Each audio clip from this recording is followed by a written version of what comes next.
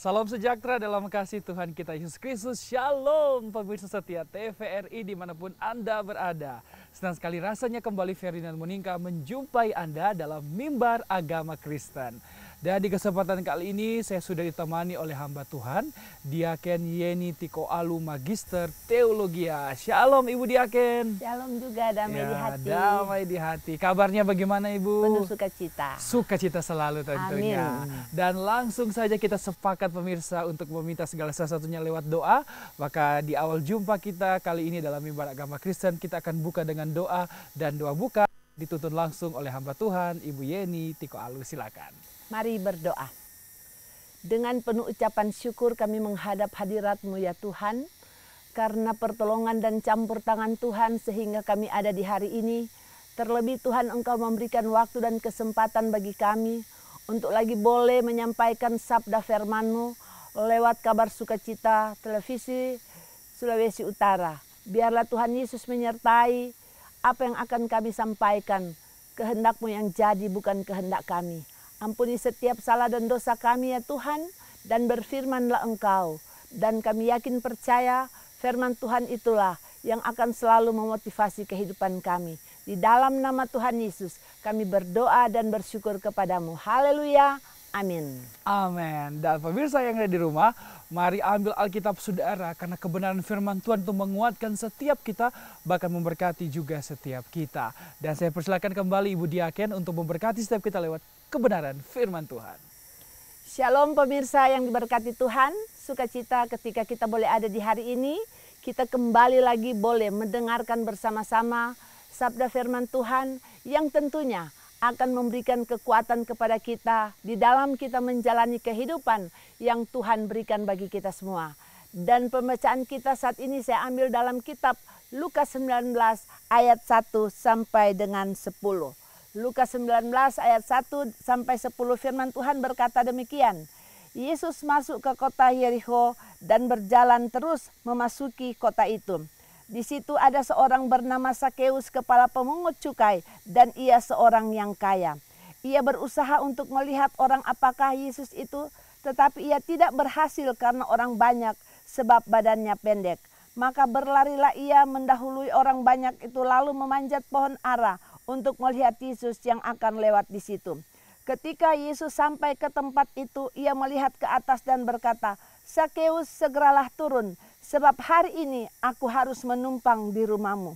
Lalu Sakeus segera turun dan menerima Yesus dengan sukacita. Tetapi semua orang yang melihat hal itu bersungut-sungut, katanya ia menumpang di rumah orang berdosa. Tetapi Sakeus berdiri dan berkata kepada Tuhan, "Tuhan, setengah dari milikku akan kuberikan kepada orang miskin, dan sekiranya ada sesuatu yang kuperas dari seseorang akan kukembalikan 4 kali lipat." Kata Yesus kepadanya, "Hari ini telah terjadi keselamatan kepada rumah ini, karena orang ini pun anak Abraham. Sebab Anak Manusia datang untuk mencari dan menyelamatkan yang hilang." Demikian pembacaan firman Tuhan kita saat ini. Pemirsa yang berkati Tuhan, kita telah mendengar pembacaan firman Tuhan saat ini, dan mari kita buka hati kita. Kita renungkan kebenaran firman Tuhan di dalam kita menjalani hidup yang sementara kita tepaki saat ini. Saudara yang diberkati Tuhan, kita melihat bagaimana pembacaan kita saat ini berbicara tentang seorang tokoh pemungut cukai yang bernama Sakeus. Apa yang sementara Sakeus lakukan? Kita lihat, dia adalah seorang pemungut cukai. Dia dikenal sebagai seorang yang kaya. Dan satu hal yang menjadi kerinduannya, ketika dia melakukan hal-hal yang tidak berkenan kepada Tuhan, ketika sudah berbagai cara yang dia buat, membuat orang lain menderita, membuat orang lain tersakiti dengan cara yang dia lakukan. Dan dia mendengar Yesus akan ada di tempat itu. Dia punya keinginan, dia punya kerinduan sama seperti saya dan saudara. Ketika mungkin hidup kita yang lalu kita hidup dalam dosa, kita diikat, dibelenggu, dirantai oleh dosa dan kejahatan. Yang pasti kita tidak akan pernah terlena dengan hal itu. Ada satu langkah yang ingin kita ambil, kita ingin tanggalkan semua. Kita ingin kembali hidup dalam jalan kebenaran, seperti yang dilakukan oleh Sakeus. Dia melihat bahwa Yesus sudah ada di kerumunan orang. Dengan badannya, postur tubuh yang pendek, dia tidak mungkin menerobos orang-orang yang banyak. Tapi karena komitmen yang begitu kuat untuk jumpa dengan Yesus. Dan ketika dia melihat ada pohon ara di tempat itu, dia naik ke atas pohon itu. Dan kita tahu, tanpa Sakeus berkata, Tuhan, aku ada di atas pohon. Yesus Maha tahu. Karena kita tahu tidak ada yang tersembunyi di hadapan Tuhan. Sehingga Tuhan memandang ke pohon ara. Dan apa yang Tuhan katakan, hai Sakeus, turunlah, aku mau menumpang di rumahmu. Sungguh luar biasa. Kalau saya dan saudara sebagai orang berdosa. Dan ketika kita panggil Tuhan, turun tangan dalam kehidupan saya dan saudara. Dan kita lihat, Tuhan mulai menjamah. Tuhan melewati kehidupan saya dan saudara. Sungguh sukacita. Hal yang sama pun dialami oleh Sakeus. Ketika Tuhan katakan, hai Sakeus, turunlah, aku mau menumpang di rumahmu. Bangga, Sakeus bahagia. Dan ketika Tuhan datang dalam rumahnya, membuat orang-orang yang ada di sekitarnya tidak senang. Membuat orang-orang menghina dia. Masakan Tuhan mau menumpang di rumah orang berdosa. Dan hal ini seringkali terjadi dalam kehidupan saya dan saudara. Kita mudah menghakimi orang. Kita mudah menyalahkan orang. Tetapi kita tidak mudah menyalahkan diri kita sendiri. Menjadi pertanyaan bagi saya dan saudara. Mampukah saya dan saudara ketika kita melakukan kesalahan dan kita mau mengaku kepada Tuhan. Kita mau mengaku di hadapan orang-orang yang ada di depan kita. Kadangkala kita berlaku munafik. Kita menyembunyikan segala sesuatu yang ada dalam diri kita. Dan kita ingin tampil hebat di mata orang lain. Padahal dosa sudah begitu banyak mengikat kehidupan saya dan saudara. Dosa sudah membelenggu kehidupan saya dan saudara. Seperti yang dilakukan oleh Sakeus. Tetapi ketika ada tanda yang mau dia lakukan, yaitu dengan iman dia mau melakukan pertobatan yang sungguh. Dia diperjumpakan dengan Tuhan. Seperti tema khotbah kita. Pertobatan yang membawa perjumpaan dengan Yesus. Haleluya saudara. Luar biasa. Bagaimana Tuhan ada di tengah-tengah kehidupan. Bagaimana Tuhan ada di rumah tangga kita. Tuhan ada di pribadi kita. Menjadi kebanggaan bagi saya dan saudara. Saat ini kita sementara menghayati minggu-minggu sengsara. Apa yang sementara kita lakukan saat ini? Kita melihat bagaimana penderitaan Tuhan. Bagaimana Tuhan Yesus mengalami hal yang luar biasa. Penderitaan demi penderitaan dia lalui. Tetapi dia sebagai Tuhan, dia rela melakukan itu demi saya dan saudara. Menebus saya dan saudara. Oleh sebab itu ketika kita sudah masuk dalam pertobatan, kita sudah masuk dalam pembaharuan, jangan kita kembali lagi kepada dosa. Tanggalkan dosa. Singkirkan dia jauh-jauh dari kehidupan kita. Katakan Tuhan, jauhkan itu dari kehidupan kita. Karena Tuhan mau kita bertobat. Tuhan mau supaya kita hidup dalam kebenaran. Karena zaman sekarang ini adalah zaman yang mengerikan. Seperti pujian yang sering kita nyanyikan. Zaman sekarang berjagalah. Di tengah dunia bergelora. Kedengaran sini sana banyak kabar menggemparkan. Berlindunglah dalam sabda Allah. Kita akan berlindung kepada siapa selain kita berlindung kepada kebenaran firman Tuhan. Karena kebenaran firman Tuhan itulah yang akan mengubah kehidupan kita. Yang akan membawa kita hidup terus berkenan kepada Tuhan.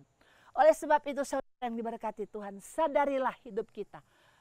Sadar supaya kita menjadi Sakeus di akhir zaman ini. Dalam pertobatan, dia mau mengembalikan apa yang sudah dia ambil. Dia katakan, Tuhan, aku mau kembalikan 4 kali lipat apa yang sudah aku ambil. Bagaimana dengan saya dan saudara? Ketika kita merampas hak orang lain. Ketika kita mengambil milik yang bukan menjadi milik kita. Sanggupkah kita mengembalikan semuanya itu? Jawaban ada dalam diri saya dan saudara. Oleh sebab itu lakukan yang terbaik bagi Tuhan.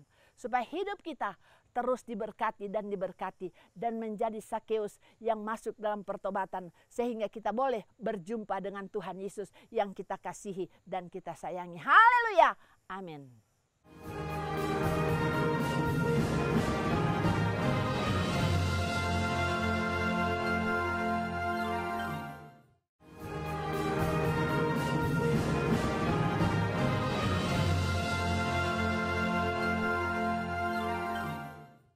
Iya, nah luar biasa tadi ya Ibu Diaken, kita sudah membaca mengenai Lukas 19 ayat 1 sampai ke 10 yang dimana di dalamnya ada makna sebuah pertobatan.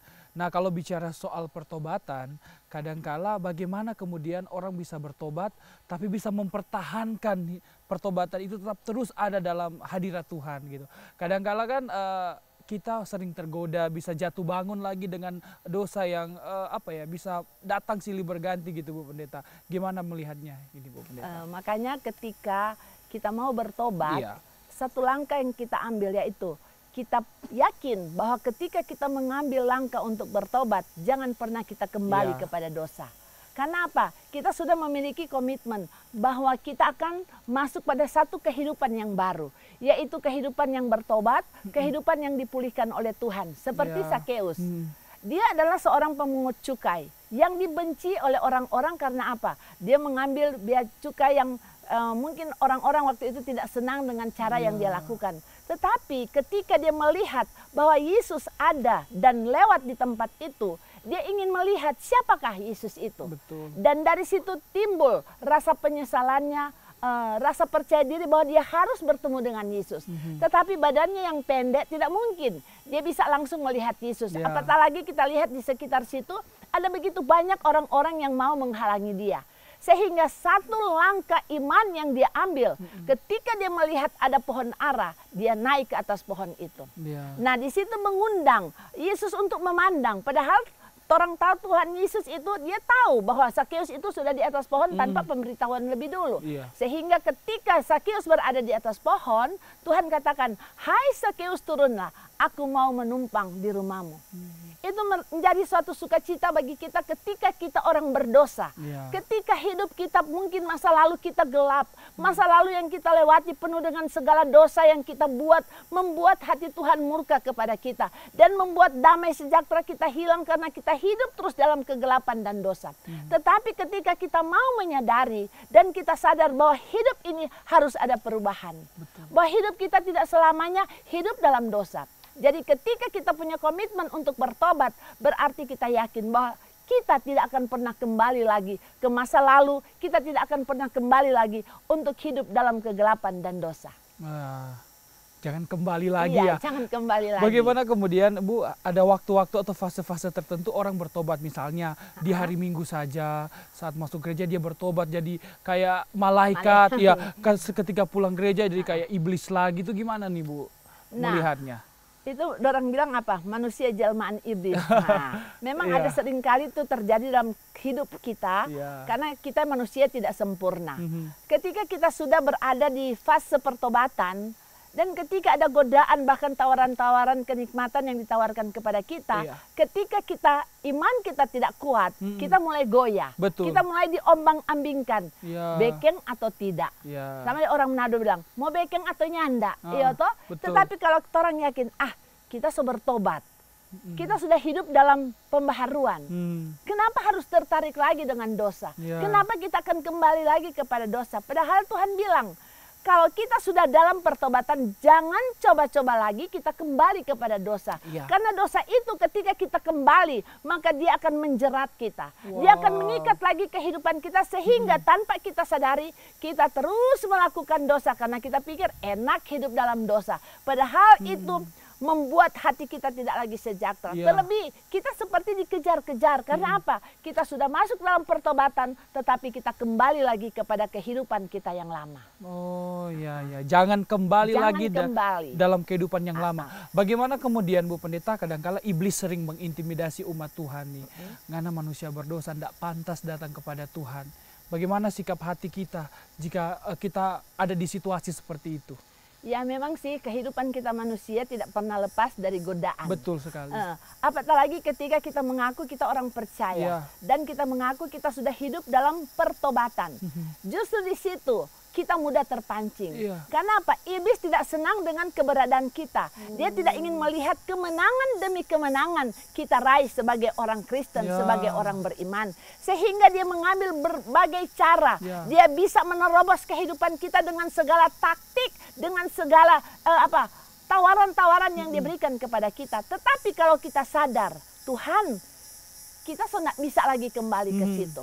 ketika tawaran itu ditawarkan kepada kita, ya memang kadang-kala kita manusia, orang kok manusia masih lemah. Betul. Nah, jangan sampai kata itu selalu mengintimidasi kita. Iya. Jangan kata lemah itu membuat kita jadi lengah. Betul. Karena ketika kita lengah, di situ kita akan terpengaruh.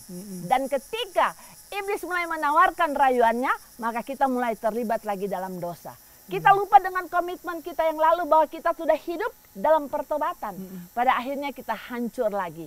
Kita hanyut lagi dalam dosa. Betul. Tetapi kalau kita memiliki iman yang teguh, tawaran apapun yang akan diberikan kepada saya dan saudara, kita tidak akan pernah tertarik. Asalkan kita hadirkan Tuhan selalu dalam kehidupan kita. Ya. Dan ketika ada tawaran demikian, kita harus berani menolak di dalam nama Tuhan Yesus. Ya. Dan kita berkata, Tuhan, pagari aku Tuhan, bentengi aku Tuhan. Sehingga tawaran dan dosa apapun yang datang, mengikat, menawarkan kepada diri saya tidak akan pernah tertarik. Ya. Jangan pernah tertarik dengan tawaran jangan pernah dosa. tertarik dengan tawaran Iya. dosa. Baik, kita tahan dulu sampai di situ Ibu Diaken, karena kita akan menyaksikan kesaksian pujian berikut ini. Selamat menyaksikan.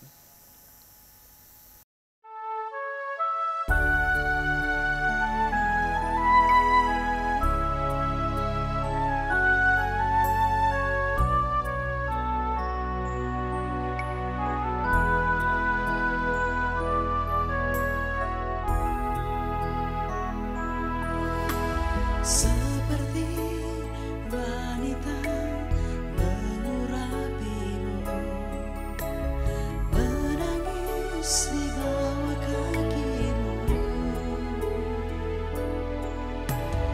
Demikian hidupku mau mengasihimu, Yesus Engkau baik bagiku.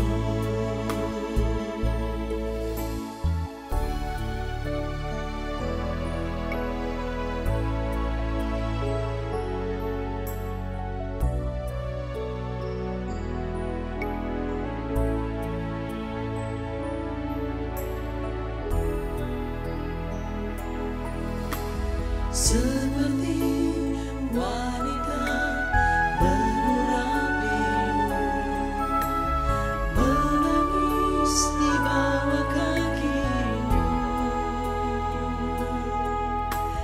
Demikian hidupku mau mengasihimu, Yesus Engkau baik bagiku. Sampai akhir ku menutup mata, ku tetap setia menanti janji-Mu. Sampai ku dapatkan mahkota kehidupanku, ku tetap setia untuk melayani-Mu.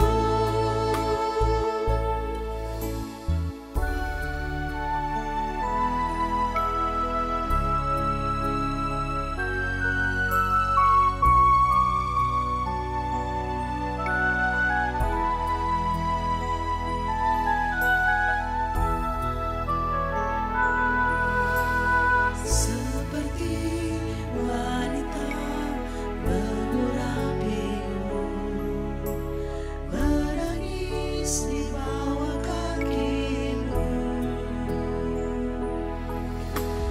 Demikian hidupku mau mengasihimu, Yesus Engkau baik bagiku.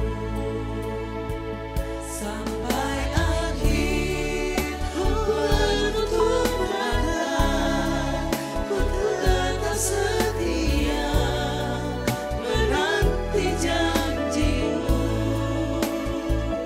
Sampai ku dapat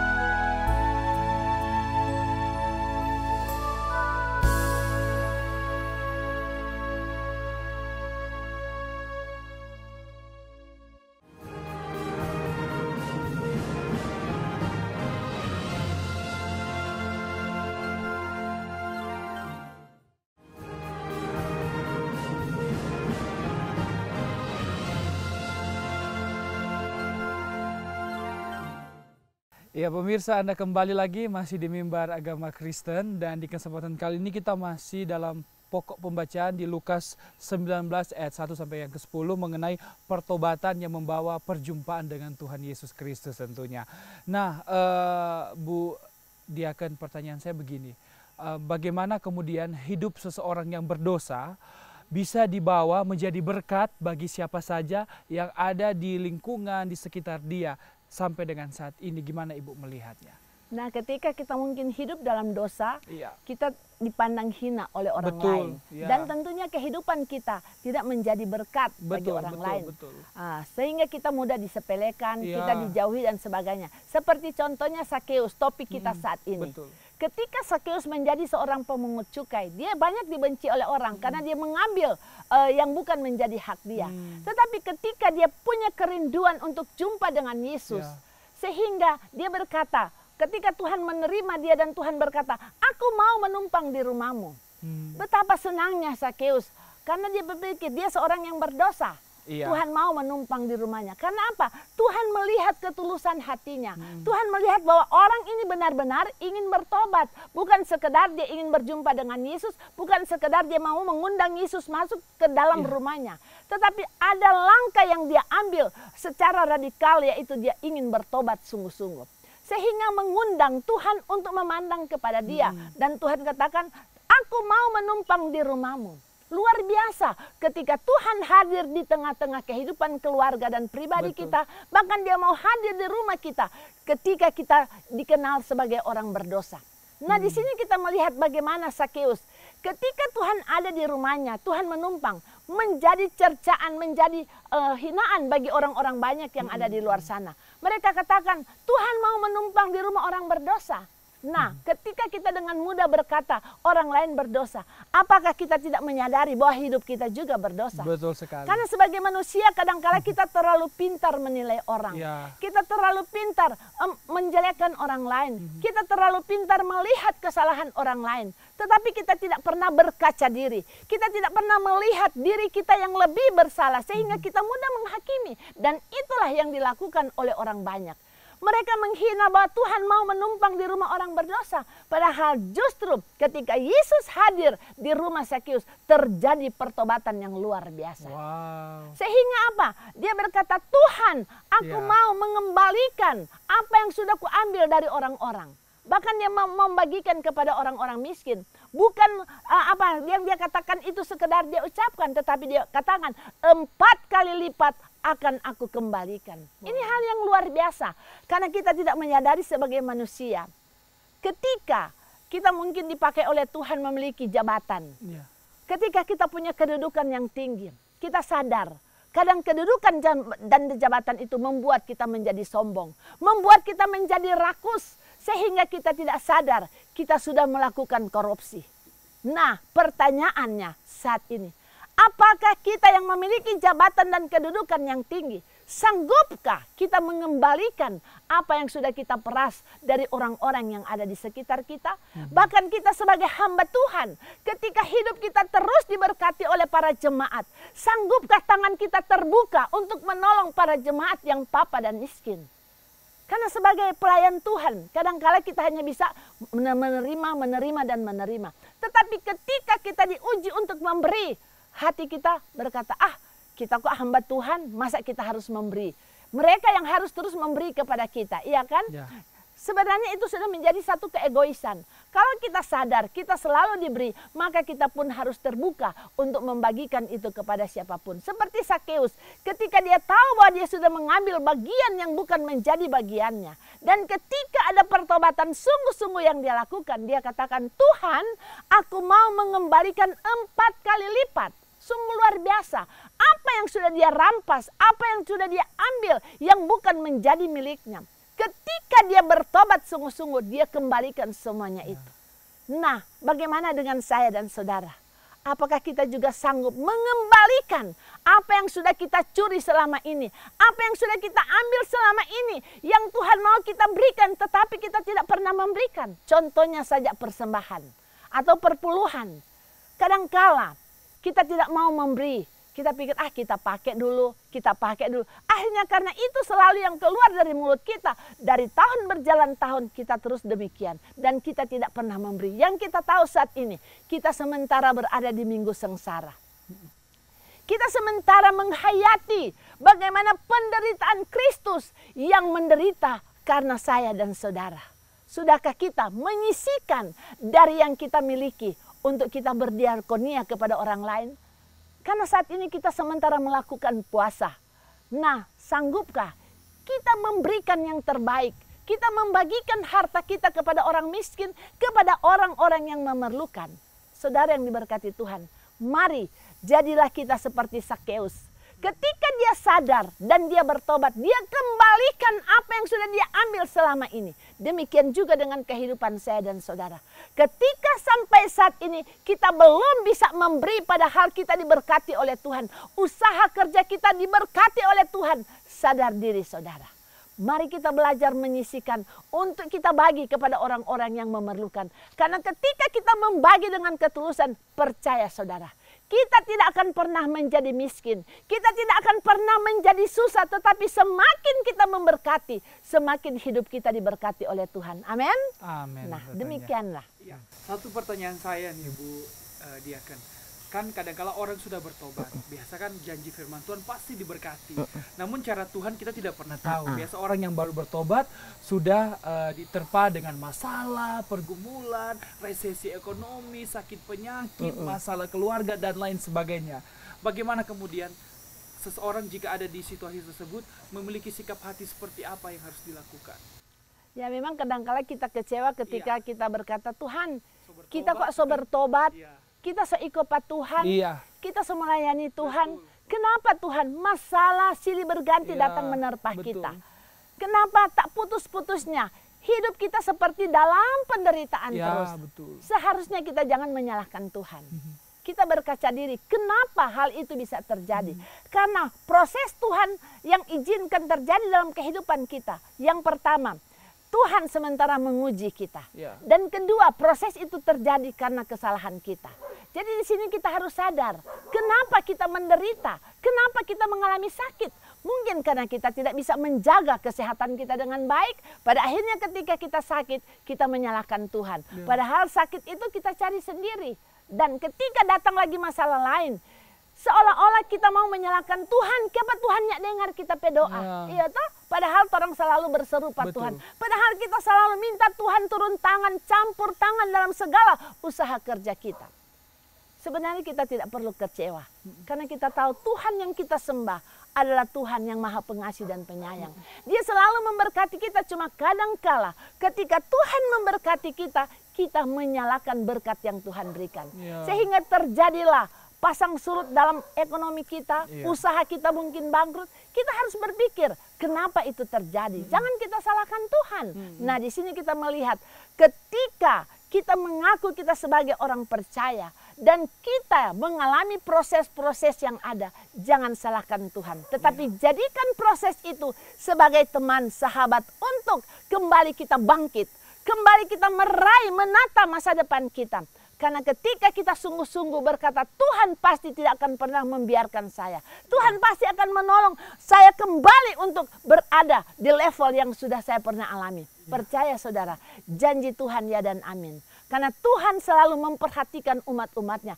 Tuhan selalu melihat hati kita yang dengan tulus hati datang kepada dia. Sebagaimana Sakeus, seorang pemungut cukai, seorang yang berdosa. Tetapi ketika dia punya komitmen untuk bertobat dan dia mau mengembalikan apa yang dia sudah ambil selama ini, Tuhan memberkati dia dan Tuhan menerima dia.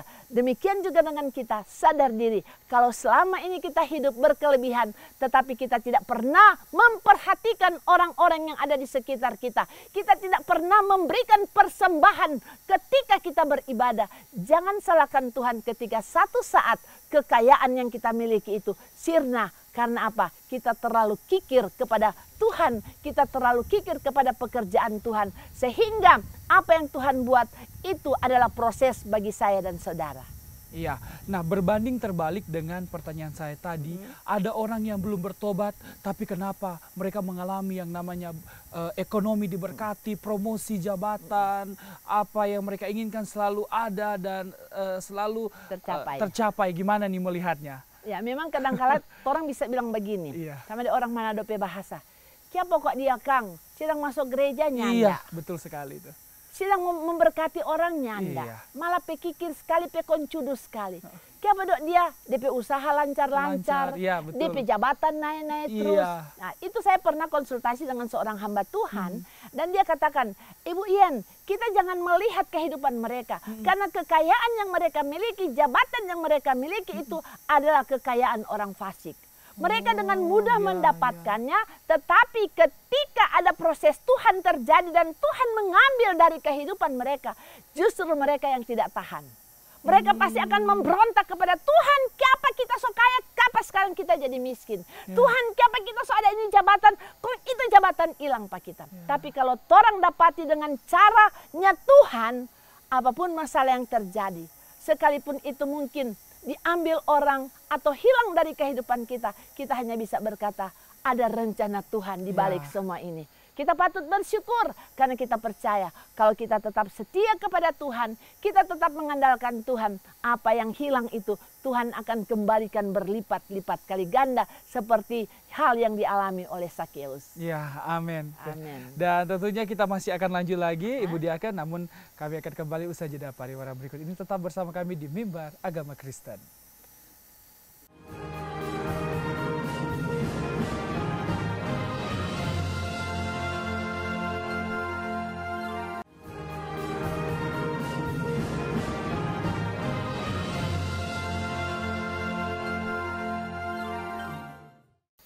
Iya, pemirsa, Anda kembali lagi bersama kami di Mimbar Agama Kristen kali ini, dan perbincangan kita mengenai Lukas 19 ayat 1 sampai yang ke-10 masih akan terus kita bahas ya, mengenai Sakeus ini seperti apa dan bagaimana, karena pembacaan ini mengingatkan kita untuk segera kembali kepada Tuhan dan bertobatlah karena kerajaan Allah sudah dekat.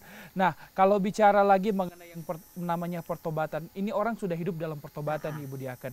Kadangkala dia masih bisa kompromi dengan yang namanya dosa. Oh, dosa kecil kok ini, bukan dosa besar. Bagaimana itu Ibu Diaken melihatnya? Memang kadangkala kita tidak bisa menyalahkan orang lain, karena ada orang yang apa? Dikatakan munafik. Ya. Kelihatannya mereka sudah bertobat. Kelihatannya rajin ke gereja, rajin beribadah, tetapi hidup masih dalam kemunafikan. Sehingga mereka kelihatan suci dari luar, padahal ruci. Nah, ini yang harus kita lihat, bahwa ketika kita mengaku kita sebagai orang percaya, apa terlebih kita mengaku kita sebagai orang beriman, kita jangan hidup dalam dosa. Kita jangan hidup dalam kepura-puraan. Yaitu segala kemunafikan, segala kepura-puraan dan sandiwara yang seringkali kita lakukan dalam kehidupan kita, itu harus kita kikis. Jangan orang selalu berpikir, ini kok dosa kecil. Jadi Tuhan mungkin tidak marah. Dosa kecil, dosa besar di mata Tuhan itu adalah sama. Jadi jangan kita coba-coba, kita tidak so bertobat, coba Jo, ketika ada tawaran datang, kok ini Tuhan dosa kecil. Tuhan tidak melihat itu dosa kecil, tapi itu tetap sudah menjadi dosa. Dan pada akhirnya yang rugi siapa? Kita sendiri. Betul. Mari kita hidup terus dalam pembaharuan. Mari kita menjadi Sakeus di akhir zaman ini. Sehingga kita akan melihat pembaharuan dan pemulihan pertobatan yang sungguh terjadi luar biasa dalam kehidupan pribadi kita, kehidupan keluarga kita, bahkan jemaat yang ada bersama dengan kita. Karena ketika kita hidup dalam kemenangan, berarti kemenangan itu menjadi milik bagian kita. Karena kita sudah apa? Ditebus oleh darah Yesus. Kita bukan ditebus dengan uang, tetapi dengan penyalipan Tuhan. Jangan kita menyalipkan lagi Tuhan. Kita sementara berada di minggu sengsara, mari kita hayati benar-benar bahwa penderitaan yang sementara Tuhan Yesus jalani saat ini semua karena dosa saya dan saudara. Oleh sebab itu, mari akhirilah segala dosa yang kita lakukan, segala belenggu yang mengikat kehidupan kita saat ini, kita tanggalkan dan katakan, Tuhan, aku mau berubah. Amin. Tuhan, aku mau bertobat karena aku mau hidup dalam pembaharuan sehingga keselamatan menjadi milik keluarga saya dan pribadi saya. Amin. Amin. Dan tentunya sebelum saya menutup seluruh rangkaian acara Mimbar Agama Kristen kali ini, kita akan tutup lewat doa, doa syafaat, doa berkat, dan tentunya kita tetap terus mendukung agar supaya pandemi COVID-19 ini akan segera berakhir, sehingga kegiatan sosialisasi masyarakat tetap terus berjalan bisa dengan lancar. baik dan pertumbuhan ekonomi tetap terus meningkat terlebih daerah kita Sulawesi Utara. Saya persilakan Diaken Yeni Tiko Alu, Magister Teologia, untuk menutup dengan doa. Pemirsa yang diberkati Tuhan, mari kita membawa setiap pergumulan kita dalam doa. Ketika kita memiliki beban dan pergumulan, katakan itu kepada Tuhan, dan Tuhan pasti akan memberikan jawaban bagi kita semua. Kita berdoa. Engkau Tuhan yang dimuliakan, Engkau Tuhan yang kami sembah, Engkau Tuhan yang dahsyat dan luar biasa. Saat ini kami datang kepadamu ya Tuhan, ketika kami boleh lagi ditegur oleh kebenaran firman Tuhan. Ubahkan kami Tuhan, bawa kami dalam pertobatan ya Tuhan, sehingga kami menjadi Sakeus di akhir zaman ini. Sehingga ada pembaharuan hidup yang benar-benar terjadi di dalam kami menjalani hidup yang Tuhan percayakan. Terima kasih Bapa untuk kesempatan yang Tuhan telah berikan bagi kami semua. Kalau kami boleh ada sampai saat ini, kami masih bisa bernafas, itu semua bukan karena kami hebat, tetapi karena anugerah dan kemurahan Tuhan yang Tuhan masih berlakukan bagi kami. Berdoalah kami bagi bangsa dan negara kami yang saat ini Tuhan sementara dalam ketakutan, kekhawatiran. Tuhan mari Engkau bawa mereka untuk melihat hal-hal yang dahsyat dan luar biasa terjadi. Sehingga ketakutan, kekecewaan, kekhawatiran tidak akan lagi mendera kehidupan mereka ketika virus corona Tuhan masih ada sampai saat ini. Dan kami mengangkat tangan kepadamu, memohon pertolongan daripadamu Tuhan. Biarlah Tuhan Engkau yang sanggup hentikan semua itu Tuhan, agar bangsa dan negara kami hidup dalam kemenangan, hidup dalam pertobatan yang sungguh. Kami tahu Tuhan, apa yang sementara terjadi, teguran Tuhan bagi bangsa dan negara kami, bagi kami umat-umat-Mu, bagi kami sebagai jemaat-Mu, sebagai hamba-hamba-Mu Tuhan, untuk kami hidup dalam pertobatan. Karena kami tahu Tuhan, kami seringkali melakukan hal-hal yang tidak berkenan kepada Tuhan, sengaja ataupun tidak. Dosa selalu menjerat kehidupan kami, dosa selalu mengikat kehidupan kami ya Tuhan, sehingga kami sudah tidak sadar lagi bahwa dosa yang kami lakukan telah membuat hati Tuhan kecewa kepada kami, membuat hati Tuhan menangis melihat tingkah laku kami ya Tuhan. Ya Bapa, ampuni kami, sadarkan kami, sehingga pertobatan yang sungguh-sungguh terjadi dalam kehidupan kami, sehingga kami boleh melihat mujizat demi mujizat, pembelaan Tuhan dan kemenangan Tuhan berikan bagi kami semua ya Tuhan. Terima kasih Bapa, Engkaulah kekuatan kami, Engkaulah Tuhan yang selalu ada bersama dengan kami, Engkau tidak pernah meninggalkan kami, sekalipun Engkau melihat kami hidup dalam dosa, tetapi Engkau masih memberikan kesempatan bagi kami. Oleh sebab itu Tuhan, kami mengangkat tangan kepadamu, memohon kepadamu, kasihani kami Tuhan. Biarlah Tuhan Engkau berbelas kasihan, melepaskan kami dari segala malapetaka yang sementara melanda bangsa dan negara kami ya Tuhan. Bebaskan kami Tuhan, sehingga kami boleh lagi bebas berekonomi, kami boleh bebas lagi melakukan segala aktivitas kami, segala kegiatan kami. Gereja-gereja Tuhan bisa dibuka dan kami bebas beribadah, memuji dan menyembah Engkau dalam roh dan kebenaran ya Tuhan.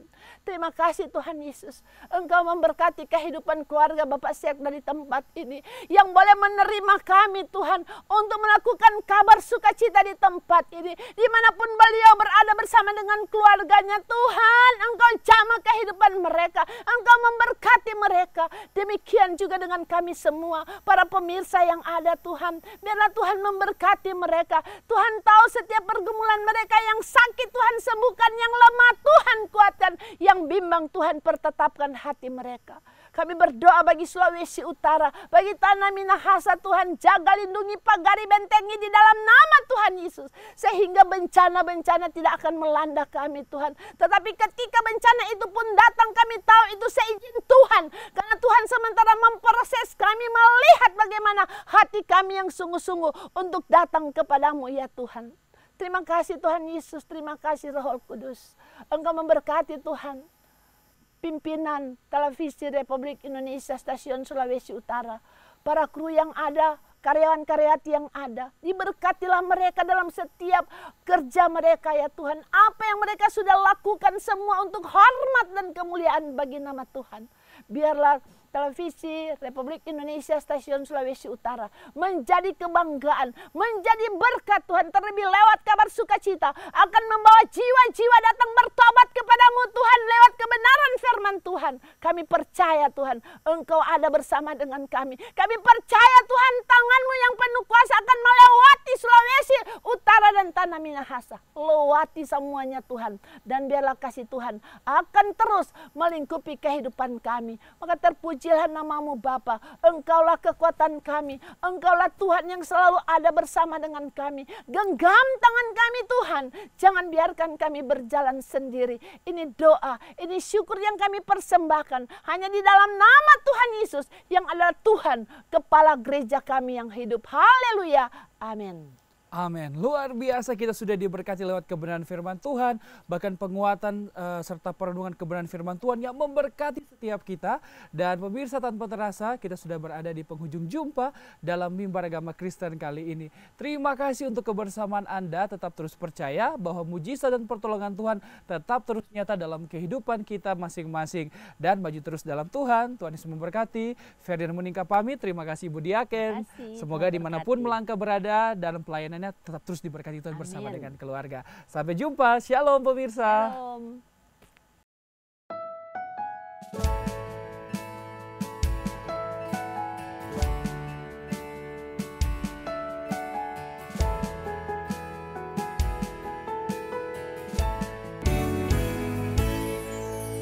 Memuliakan-Mu, mengagungkan-Mu, menyembah-Mu selalu, menanggalkan kehidupan dulu yang sia-sia. Bukan kerinduanku untuk melayani-Mu. Segala apa yang perlu ku dapat di dalam diri-Mu. Layakkan ku